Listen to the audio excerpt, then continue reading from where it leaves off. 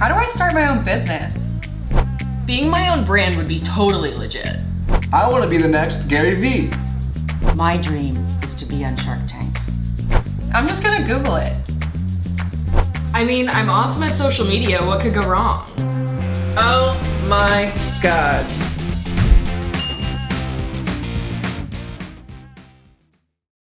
Hello, everybody, and welcome to my show, Learning Curves. My name is Kelly Bassetti, and I'm so glad that you're here today to join our show. I have a special guest today joining me. She's one of my very best friends. We've been friends for over 30 years. 30 years, yeah. Wow. At least. A long time. So my friend Kelly Moore, who owns Moore Promotions, and we're going to talk about her business, and you're going to learn all kinds of things from Kelly today. She's going to give you some great advice. But before we jump into the show, we want to stop for a few minutes for a message from our sponsor. At CEA Marketing, we take your business, your passion, and your why, and we sell it. If you're unsure where to start marketing your company, CEA Marketing is here to help. Our team at CEA has tons of experience and top-notch training, which helps you take all the stress and confusion out of marketing your own business. After years of working with large companies like Pulte Homes, the Outback Bowl, and Metro Places, we guarantee the successful implementation of a marketing strategy. Okay, and we're back to Learning Curves. Again, I'm here with Kelly Moore from Moore Promotions. I want to have her introduce herself. Tell us a little bit about yourself and what you do. My name is Kelly Moore. Hi, everybody. I'm one of the Kelly Anns. We have a joke. We have about 5 Kellys in our friend group, and Kelly's one of them, Kelly Ann, and I'm another one. Anyhow, I own and run Moore Promotions by myself. I've been doing this for about 20 years, been in the business for about 25. It's promotional products, but some people call it swag, some people call it advertising. I'm more, I say, like a brander. All my clients come to me for Tchotchkes, which is a kind of a industry word that I call it for. It used to be more like pens and keychains and all that cheap kind of stuff, but it's kind of morphed into more of items that actually have some kind of personal value or kind of coveted items where people are going to keep them around for a long time. It's kind of like when you get a T-shirt for free. You're going to hold on to it. You're like, ooh, free T-shirt. Doesn't matter how much money you make. You're like, oh, free. And I'm the same way. So, so I just, I brand everything, embroider, screen printing, anything that you can think up, we do. And what type of industries are you working with? It varies. One of the biggest clients I have is in the healthcare industry, and that's always a sure bet. Hospitals are always having huge events for employees, and they give away things to patients and whatnot. But I mean, I run the gamut. I started out doing more mom and pop shops, like people who would do lawn services or roofing or things like that, where they needed a lot of T-shirts. I used to be known as the T-shirt girl, but truth be told, yeah, right? Oh, yeah, the family and friends. Oh, I need one T-shirt. No, okay, no, I don't do that.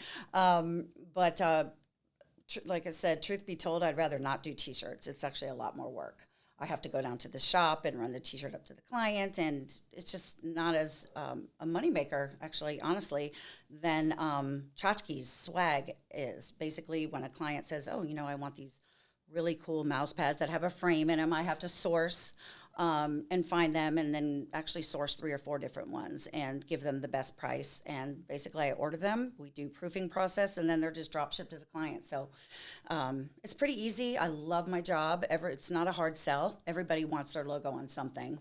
But going back to your question, sorry, I tend to do that. Right now, I do a lot of mortgage companies, real estate. Let's see what else? Healthcare, hospitals. Software companies. I'm always asked this question. I do a lot of golf clubs and golfing events.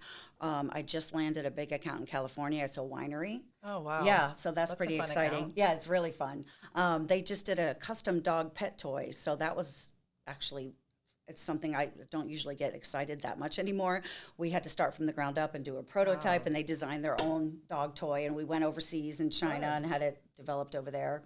So that was interesting. But all industries need what I do. So you just mentioned you source a lot overseas in China. Have you had any issues lately? Yes, with everything a lot of going issues. on. Well, How are you dealing with that? well, Talk a little bit about the Yeah. kind of issues you're having and how you're. okay. Well, just quickly, because basically I use U.S. suppliers. When I say suppliers, that's like a big supplier in town or in St. Petersburg, Florida, is Hit Promotions. They source all their products overseas. So when I have a huge order that can't be, which is, honestly few and far between when it's that big of an order, which if you're lucky enough to get that, you're lucky enough. But I used to have a middleman, which would be Hit. They would source it for me in China. Anyhow, over the years, I've developed my own sources overseas. And it's great because you can make a lot more money, bottom line. But right now, the prices have skyrocketed. So usually you go overseas to make more money and save money, and it's not the case right now. The lead times are so long where they used to be, I'm talking about the U.S. now, it used to be about 5 to 7 days for a turnaround, no matter the quantity of the order. Now it's about 20 days. So the raw materials, the supply chains, as this has been told to me, I sound like I know what I'm talking about, but we're not getting them. And the labor force has been an issue with more suppliers, with some more than others. But yeah, I felt the impact a lot. It's been a really, really lean year so far. Well, we're already in August. Last year, my sales weren't that bad. I was one of the lucky ones. I did get a little bit of help with the payroll protection, which is I have to applaud our government. It was great, and I'm the only employee, so it was a small amount. It was just paying my salary. But this year, I'm really feeling the pinch. People still aren't comfortable to spend money. And then with the lead times, we're going to miss their event, so they're not really placing the order. So, yeah, it's been a struggle, but like I said, I'm luckier than most. Yeah, I bet they're probably not used to. A lot of companies probably very last minute with their orders, and they don't take into consideration it's going to take a lot longer to get things. Well, you're one of them, I Mama. I'm one of our clients. Yes, she's one of my clients. Actually, your team is really good. I'm just teasing you. Thinking about back in the day. Can you turn that around for me in 2 days? I need this Kelly? tomorrow. Please. Yeah. Well, hey, for everybody who's listening, With I the really four-color logo, please. and a proof. Yeah. Right, exactly. People, you'd be surprised. Big corporation, small corporation, doesn't matter. They always want it tomorrow. So please, people, if you're ever going to use me, try to plan it a little bit. Only because I don't mind being rushed and working under pressure, but that's where mistakes are made, I think. Whether it be with a supplier or we miss something on the proofing, you want to give adequate time if you can. Yeah, especially now because you'll run into trouble if you don't allow enough right. time. Well, I got to give a shout out to my friend Rob Chapin. He's the most amazing graphic guy, and instead of placing an order and getting a proof, I use him and use the template from the supplier, and we get it all, show it to the client, get it pre-approved, so that way when I place the order, I can say no proof. So that saves a lot of time, and Rob's been honestly instrumental in my success this year. Well, Rob is an amazing designer. Yes, RC Studios, yes. Yes, he is. So tell me, Kelly, let's go back in time, and can you kind of walk us through how you got started, what made you want to get into the promotional business? Well, nothing really made me want to. It kind of fell in my lap. That usually is how it works. Yes, it does. It really does. Never plan on it. Never. But I think I'm really good at it, and it's just, I hate that cliche, everything happens for a reason. I just think you're kind of nudged toward the right path. Basically, it's kind of a cool story. I don't know how much time we have, so I'll try to talk fast, or what do you call it, in a nutshell. As my friends like to say, come on. I never knew what I wanted to do when I went to college. I just wanted to get the degree, so I got a communications degree, which was pretty much the easiest, I think, and the most general. That's what I got. Yes. So How did we get through college? Right. Fast and easy Yep. communications. Yes, exactly. I think mine was even speech communications. Was yours? No, I did not do good in speech at all. Okay. That was a hard class. Well, as you can see, I don't really have too much of a problem talking. Okay, where was I? So I went to college and then just waitressed and bartended afterwards and really had a hard time getting out of that. And then this is kind of the interesting part. I had my 15 minutes of fame in 1992. It was when the Florida lottery first came to be. No, I didn't win millions, but it was a Fantasy 5, and I was fresh out of college, and I won $150,000.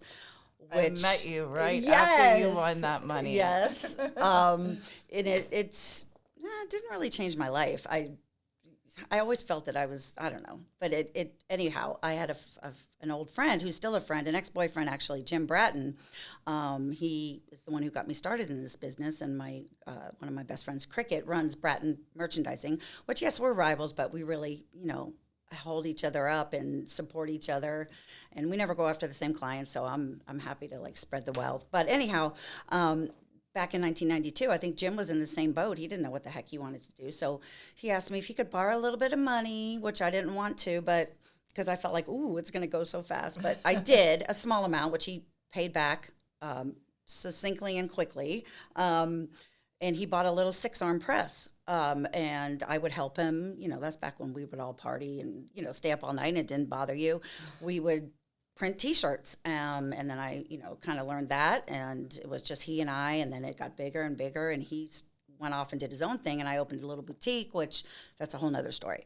But I remember. I was back to what am I doing? I was her best client. Yes, you were. You're always someone's best client. And my friend Mara, who has a boutique now, Paris Isabella, you're her best client. Go figure. I love my boutiques. Yes, she does. She's a good shopper and a good friend.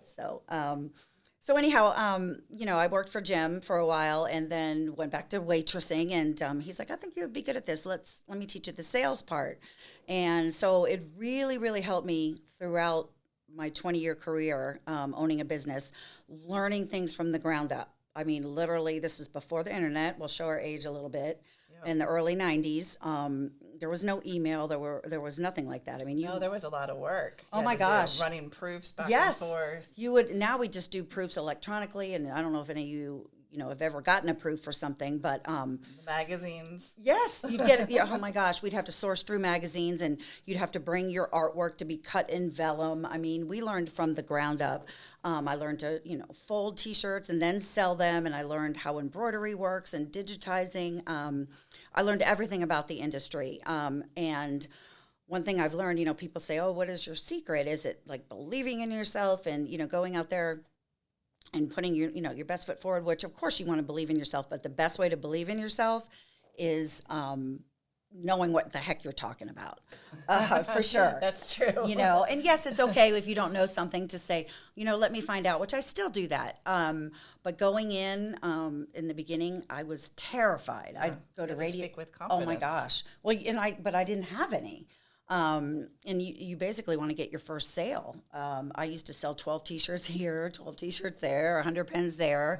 And then another stroke of good luck, I broke down one day, and a woman stopped to help me, and I was like, just kind of like the way I always am. And she's like, you know what? You seem like a nice young lady. Let me. Why don't you? I see T-shirts in the back. Is that what you do? We might need some. So she directed me to her company, which was huge. I don't really want to mention the name of it, but they're my client to this day. And when I sat down with them, all nervous, they said, well, can you give me a quote on 5,000 pieces? I think my jaw dropped because they're looking at me, and I'm like, I'm sorry. I just had to be honest. I said, I've been selling 12 shirts here, maybe 144, a gross of shirts. I said, but this is huge, and I'm super excited, and I've got to go home right now and go work on your quote. I bet. Yeah. So, and it was, I found that to be to my advantage because I wanted them to think I was worldly and knew what I was doing, but it actually worked to my advantage to not know that and be quite honest about it. They were, kind of tickled, and they liked the fact that my enthusiasm and excitement, which I carry with me to this day. Well, they say people do business with people that they like. That is absolutely true. It's not always who is the best fit; it's who they like. And they probably realized that you were going to work really hard for them. Absolutely. Yes. And work really smart too. And, I learned a lot with that company. But I'll tell you what, I treat every company that comes to me, I might not be so excited to do, 250 pens or whatnot, but that person is as important to me as my biggest clients.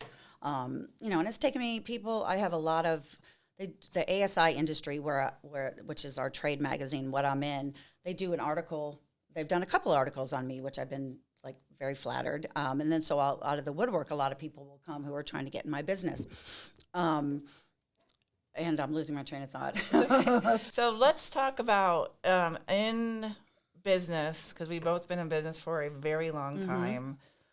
We used to go on sales calls together. Yes, we did. And I remember you were always impressed me. You started out a little bit before me, and we'd go sit there, and I was going to do the promotional side, and you were the sales side. So, that was fun. That was fun. We go way back. Yeah. And as far back as we have gone, there's been times where owning a company is not easy. It's extremely stressful. There's some great things about it, and there's some not so good things about it. There's a lot of things that we learn as we go through business, and it's just for me, it's very much of a roller coaster ride, but it's a roller coaster ride that I absolutely love. Yes. Would never want to get off of. No, me either. But let's talk about some of those ups and downs. Well, I think I just wanted to give you a little bit of kudos because you have employees, and it's a little bit different for you. And I think you have more of a roller coaster, which you handle, that kind of thing all the time. It's just me. I do have a couple sales reps, but they're 1099. But I think the biggest downfalls, or not downfalls, but the hardest thing for me in business, people always think it's like, oh, how are you going to have the motivation to get up and work? And how are you going to, do that? That's the easy part. I've been working from home since 1997, and that's the best part. I mean, you don't have to get dressed. I mean, everybody knows it now because that's what everybody's been doing the last couple of years. But it's not the hard part to get motivated. My hardest part was the cash flow. I would, when I started to get bigger jobs, I didn't have the money or the credit to finance the big jobs. And back then, you had to offer people net terms right away. It's a little bit different now that the internet is up with the other big internet promotional companies, because you have to pay online. So people expect to pay up front now, which has made this industry, I think, so much easier. But back in the day, I would be terrified if I got a big order because I didn't know how I was going to finance it, which that really sucks, for lack of a better word, because you want up at night. Yeah, it does. So I would borrow money, and then I'd have to pay back high interest and whatnot. So the cash flow definitely was the biggest problem. But you got through it. Yeah, I got through it. This definitely didn't happen overnight. Now I remember what I was saying before. People will call me and say, what's the... I forgot again. Oh my gosh. That's okay. Oh, sorry. I'm a little bit nervous. That's okay. So but people would call you and say... What was the initial question was what are some of the hardships? So the cash flow is probably the biggest one for me. I've kind of I've been able to deal with that after 20-something years. I've got good credit, and that's one thing you want to try to always have is good credit. That way people will, you can purchase things and you have 30 days to pay for them. And that's another thing I want to say right now before I forget something again. When I started getting a little bit flush and a little bit better and I saw the money rolling in, I had terms with everybody, and then the client would pay me, and I'm like, oh, I don't need to go pay the supplier because I've got 30 days. And all my suppliers that are listening, this was 15 years ago, for sure. And so it was, I would wait. And then when the 30 days were up, I didn't have all the money, and it was robbing Peter to pay Paul. So don't make that mistake. My biggest problems have always either been with finance or, in the beginning too, I have to say I was a big party girl. I'm not embarrassed to admit it. I've come a long way, not in recovery or rehab, not that there's anything wrong with that, but I found when I was starting to really be more successful, I was sleeping in, I had hangovers, I just could have done a lot better, and I still did very well. So Yeah, it's amazing how well when you look back on things, how well we both did. Yes. During Yeah. in our 20s, our crazy time. You know, and that's when, Owning a business.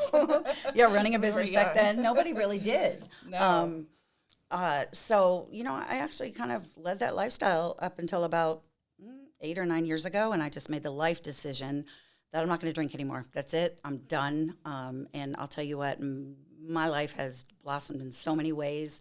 This isn't a podcast to try to give you the evils of drinking or not drinking, because I love to go to bars. I love to be around people who drink. It's just for me, I just, I have so much more motivation. And people say to me, your business has changed since you stopped drinking. I'm like, I know. I'm up, the crack of dawn. I've had more enthusiasm. So that was a game changer for me. Yeah, you changed quite a bit once you made that lifestyle change. It was a completely new person. Yeah, I was a little extreme. I mean, I just was, everybody parties when they're young, but I just took it a little further along. I never got married, which I don't regret. I never had children, which I don't regret that either, even though I love them. It's just been a really good path for me. I love it. Owning your own business, like you said, Kelly, I think that the benefits outweigh the troubles or the It downfalls. absolutely does. You have a lot of freedom when you own your own company. You can travel. Yes, you can. You can work wherever you want to work. You can do a lot of things, and the tax benefits that go along with it. Oh yes, that's actually something that my accountant who has helped me immensely too. Because of all those things I used to do, I kind of got into a little bit of a mess. Another thing, pay your taxes on time, and she helped me with the IRS, and 'Cause that can get you in a lot of trouble. a lot of if trouble. You don't pay your taxes on time. Yeah, it wasn't that I didn't pay them. I just, it was, I needed guidance. And that's another thing. Find out your strengths and weaknesses. My biggest weakness is handling the money. Mine too. I need a good person for that, for sure. And, and surrounding yourself with good people who can do better than you can do, that's key. Big key. And Diane Mix, I still can't say her name, she transformed my company too. And getting to the point, I went from an LLC to a S corp. So if you're single and trying to start your own business, you might want to look into that right off the bat, because the write-offs are incredible. Everything you do, you can write off. Yep. Yeah. All kinds of expenses, even your home expenses. Yes. Your Portion of it. portion of your house, mortgage that can go. You can pay yourself rent. That would help pay your mortgage. All kinds of things. And another thing too, a little bit of advice is I never used to get paid. I would just basically take money when I wanted it. I felt like, it's my money. It didn't seem separate. But she had me go on payroll, basically, and I didn't want to do it. So I thought, okay, I'm going to make this much, but what if I need more? She's like, you can just take more. Just trust me and go on the payroll. So I'm really glad I did, because without that, I wouldn't have got the payroll protection. And it's just good for taxes to pay yourself some kind of salary on the books kind of thing. Yeah, absolutely. Smart to do that, for sure. Very smart. So one of the things I've been extremely impressed by you is that, Kelly, you are very a charitable person. A lot of time especially during COVID, when a lot of people, got depressed, they kind of gave up on whatever they were doing and just went into like a deep depression. You didn't do that. You decided that, hey, I'm gonna, do something. You made hat. You did this Berg hats. Oh. Tell me a little bit about some of the stuff that you did to COVID and how you help the St. Pete community, and also what you do to help save dogs' lives. Well, just get me on Facebook, and anything I see, I'll throw money at if it's a dog. But I was fortunate in the beginning of COVID that business, because I'm a brander, everybody wanted PPE with their logo on it, custom masks, custom Sani bottles, all of that kind of stuff. That's right. It was the masks that you The gave masks, out. yes. And then I had Rob Chapin help me design St. Pete masks, basically saying, we'll all get through this together. It had a big smiley and sunshines on it, and I would give those out wherever I went to the mayor's office to give to all the people who needed masks, the mask drive-throughs. So I did all that. It felt like it was the least I could do. And I actually got those overseas, so it was really cost-effective for me to do that. And then, I was getting a little bored. So my sister-in-law, she and Art Shaw, my sister-in-law is Linda Moore, she kind of founded Safe Paws Rescue, which is in St. Petersburg. It started as a grassroots on the Nextdoor app.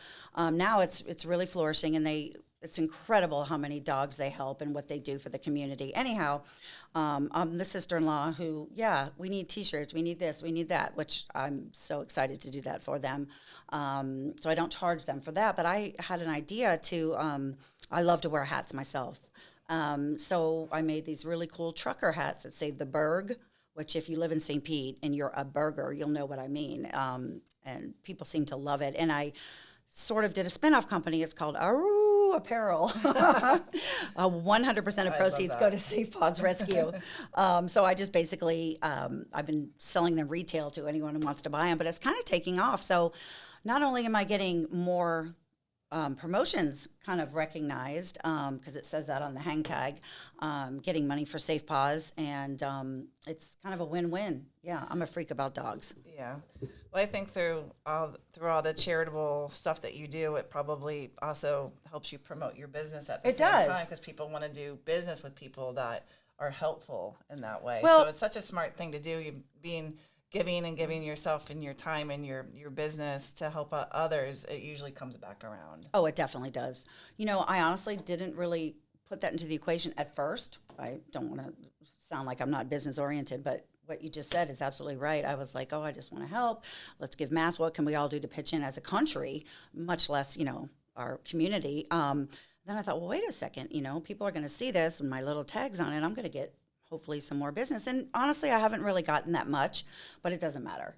No, it feels good to give back. And what feels really good is to be in a position that I'm able to. Yeah. It takes a long time to get there, and it's actually fun to give away money. But it's something that kept your spirits up during that time period. Yes. So as we transition back into some form of normalcy, you were able to jump back in and I had a creative outlet, and I didn't really get to do that for a long time. I came up with the logo. It was so cute. The Aru Apparel, and then Rob helped me, kind of bring it all together. So it was fun for me to do that. I haven't gotten to do the creative part in a long time. It kind of renewed my whole spark back for my business. Yeah, it did. Something like that. If you're down and having a tough time in your company, try to transition and find some type of creative outlet. Definitely, and somebody focus on. Well, and someone told me a long time ago, don't focus on how you get yourself business. Focus on how you can help other people get their business, and it'll all come back around tenfold. And that's great advice. It's actually very true. It really is. And another thing that I forgot to mention in the past too, that Jim Bratton told me years ago when I would come home all freaked out about not having the money to, finance these big jobs that I was getting. He said, "Don't worry about that. Never worry about that. Get the job, and then it'll all come together in the end, and just worry about that on the backside." But it's great advice. COVID, it's weird. It closed a lot of doors, but it opened a lot of doors too. And you know how it is. I mean, just being, giving back. So corny, isn't it? But it does. It feels great. It does feel great, and I love the companies that really did that during that time period. I think they're the ones that are really thriving right now and doing well. I've noticed I'm very, very busy now, but it's kind of back to square one, which I'm definitely not complaining. I'm doing smaller jobs and helping the mom and pops, and I'm telling you, I'm pretty much, if you need anything, call me now, because I'm pretty much giving it away. Yeah, I think there's no markups. I'm just like, it's back to the nitty gritty, and you feel bad. I mean, of course you're in it to make a profit. Who isn't? But my markups are nothing like they used to be. I know everybody's in the same boat. It's a tough time for all of us right now, with trying to navigate through all of it. And once you think you get through part of it, then something else. Yeah. It's always something. Like there's always something. So have a creative outlet. That's like great advice. Yeah. It makes it fun too. It absolutely does. Well, I think we're about out of time.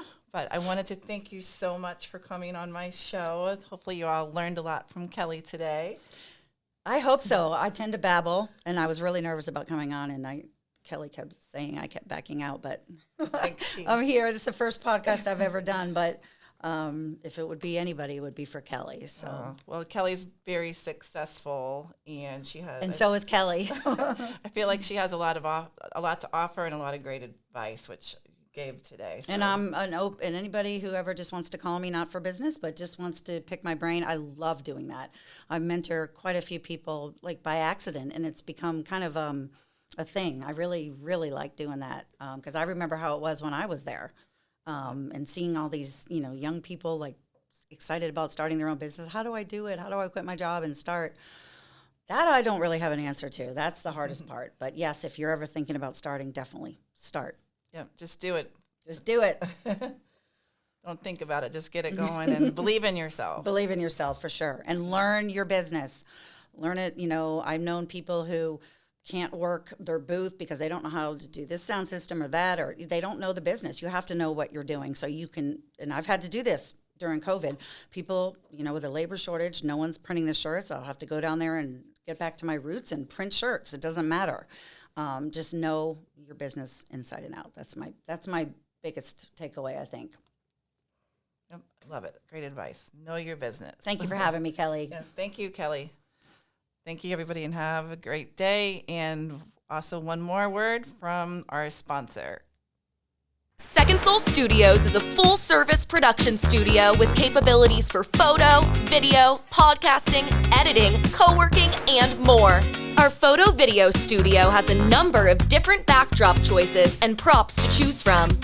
We also have a gourmet kitchen set, or if you're an upstart podcaster, you'll love our 4-person podcast studio. So what are you waiting for? Visit secondsoulstudios.com to book a tour today.